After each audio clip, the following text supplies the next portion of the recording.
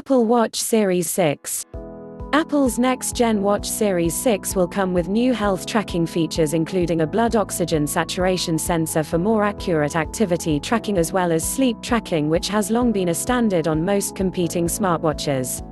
We previously saw a screenshot of the alleged Apple Sleep app, which suggests Apple is finally bringing native sleep tracking on its next smartwatch.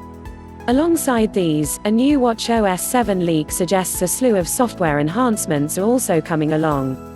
Apple will reportedly add a new Infograph Pro feature which will let you add a digital tachymeter as part of the Apple Watch complications options.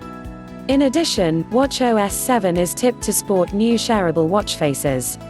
This particular tidbit was found in the latest iOS 14 beta code and will reportedly allow you to export watch faces as separate files which can be shared via several methods including AirDrop. In addition, watchOS 7 will allow you to set images on your watch faces from shared albums in iCloud. This would still be done through a paired iPhone, but now you get a much larger pool of images to put on your Apple Watch.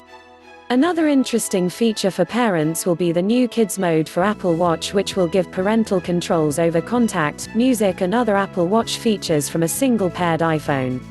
Up until now, Apple Watches could only be connected to same account as on the iPhone they were set up with.